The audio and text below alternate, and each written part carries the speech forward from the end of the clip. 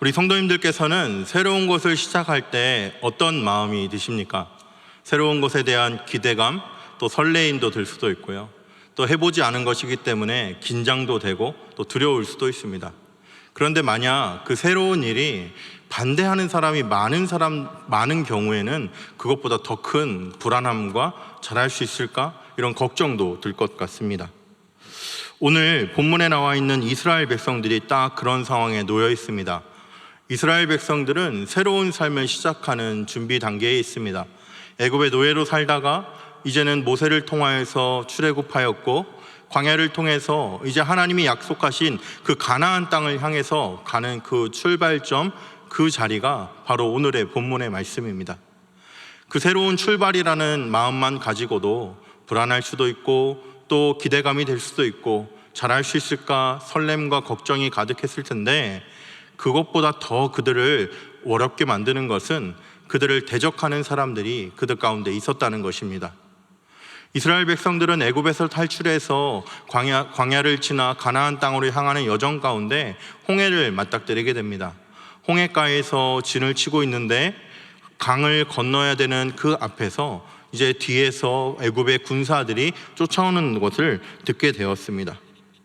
2절 말씀에 보니까 그들에게 군대가 있다는 것을 알려주는데요, 6절 말씀에 보니까 바로가 곧 그의 병거를 갖추고 그의 백성들을 데리고 갈새 선발된 병거 600대가 왔다, 이렇게 써 있습니다.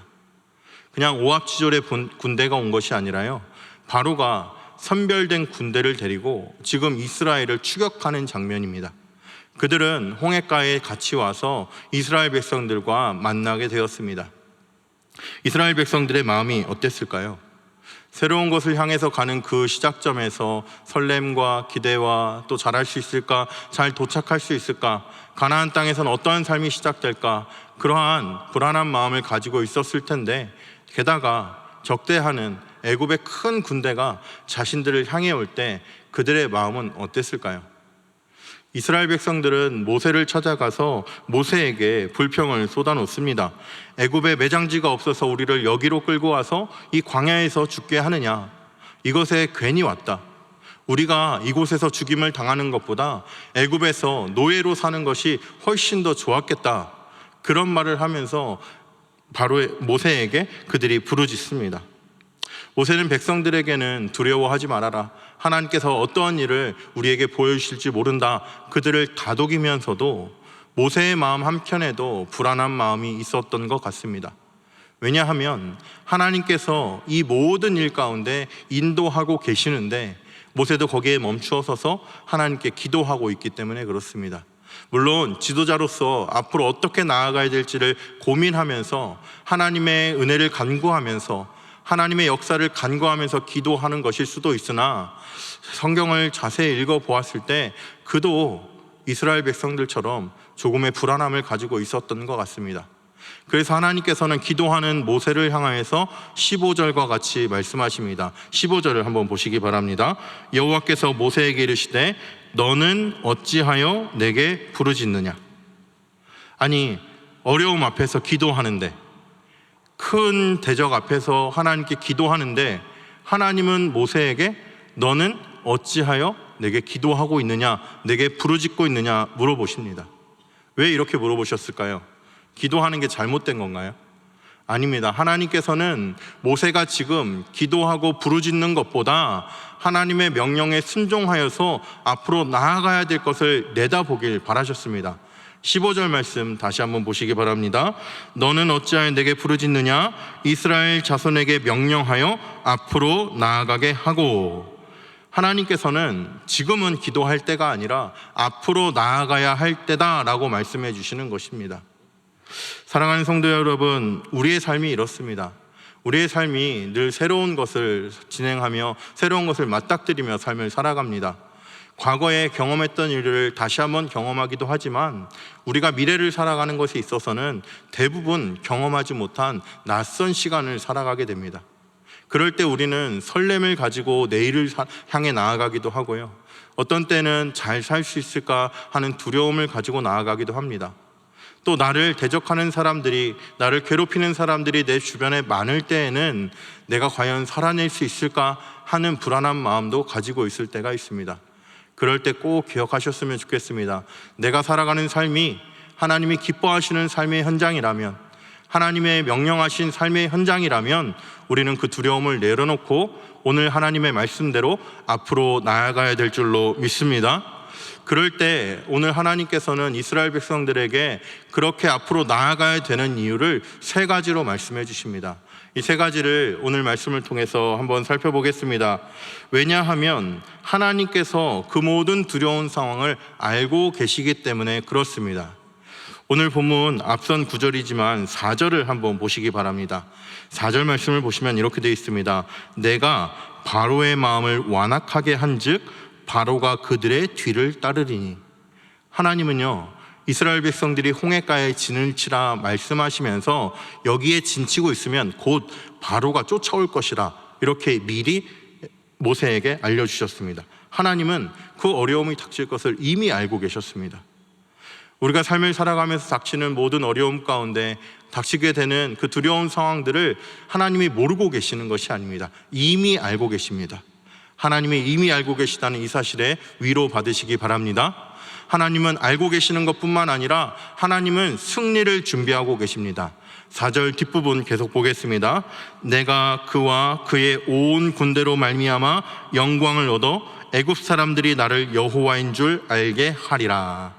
하나님께서는 홍해가에 진을 쳤을 때 애굽의 군대가 쫓아올 것을 알고 계셨고, 애굽의 군대가 쫓아왔을 때 하나님께서 그 군대를 통해서 영광을 얻으시고 하나님이 하나님이심을, 하나님이 유일한 여호와 하나님이심을 애굽 사람들에게 알려주는 하나님의 놀라운 승리를 계획하고 계시다는 사실입니다.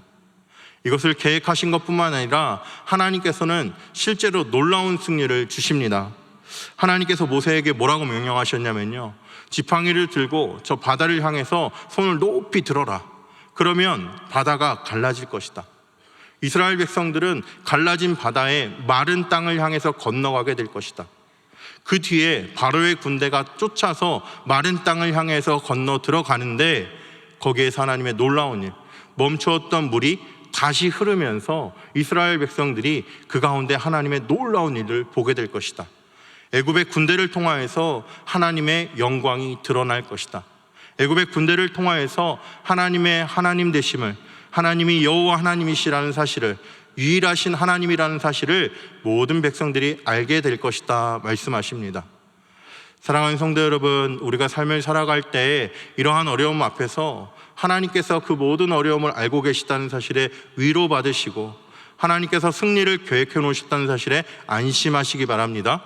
또한 하나님께서는 계획만 하신 것이 아니라 실제로 승리하실 것이기 때문에 담대히 나아갈 수 있을 줄로 믿습니다.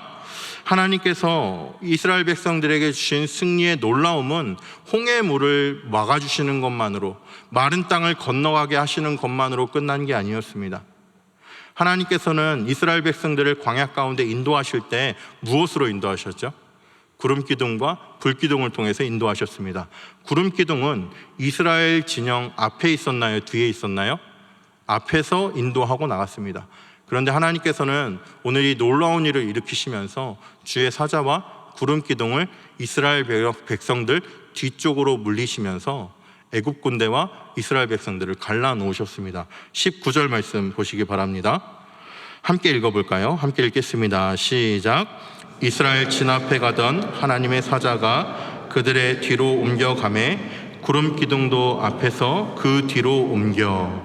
하나님의 사자가 이스라엘 백성의 진영 뒤로 가고 구름기둥도 앞에서 인도하던 그 구름기둥도 뒤로 가서 애굽과 이스라엘을 막아주었습니다. 그래서 애굽의 진영에는 마치 창조 전에 이 세상에 혼돈이 가득했던, 흑암이 가득했던 그것처럼 어두움이 가득했고요, 이스라엘 백성들의 진영에서는 그 흑암 가운데 빛을 비추심으로 하나님의 질서를 세우셨던 것처럼 밤이 밝도록 하심으로써 하나님의 놀라운 승리를 이스라엘 백성들에게 허락해 주셨습니다. 사랑하는 성도 여러분, 우리의 삶이 매일매일 새로운 삶입니다. 거룩한 주일, 주님 앞에서 이 주일을 보내고 나서 저 예배당 문을 열고 나아가서 우리의 삶의 현장에 나아갈 때면 우리에게 또 주어지는 새로운 하루를, 새로운 한 주를 살아가야 됩니다. 그 삶의 현장 가운데 하나님 주시는 평안이 가득했으면 좋겠습니다. 그렇지만 또 때로는 우리를 가로막는 홍해와 같은 일들이 있을 수도 있습니다. 또 때로는 우리를 공격하기 위해 준비하고 있는 대적자들이 있을 수도 있습니다. 그렇지만 오늘 말씀을 기억하면서 하나님께서 우리 삶의 그러한 어려움을 알고 계신다는 사실에 위로받으시고, 하나님께서 승리를 계획하고 계시다는 사실에 안심하시고 실제로 승리를 경험하는 복된 삶 살아가시길 주님의 이름으로 축복합니다. 오늘 중고등부 학생들이 학습 세례 입교식을 합니다. 이 학습 세례 입교식은 내가 예수님을 구주로 믿는다는 고백을 교회 앞에 공적으로 하는 시간입니다. 이후에 하나님의 뜻 가운데, 하나님의 계획 가운데 여러분들의 인생이 하나님의 놀라운 인도하심이 있길 주님의 이름으로 축복합니다. 그 가운데 평안한 일들, 하나님이 주시는 복으로 가득했으면 좋겠습니다. 그렇지만 여러분들의 삶 가운데도 어려움이 있을 수 있습니다. 그렇지만 하나님께서 그 모든 어려움을 알고 계시기에, 또한 승리할 것을 계획하고 계시기에, 그 승리를 놀랍게 이루실 것이기에 여러분은 담대하게 앞으로 나아가야 될 줄로 믿습니다. 우리의 삶을 살아가면서 이 주님의 은혜를 기억하며 하나님과 동행하며 승리하는 우리 모든 성도님 되시길 주님의 이름으로 축복합니다.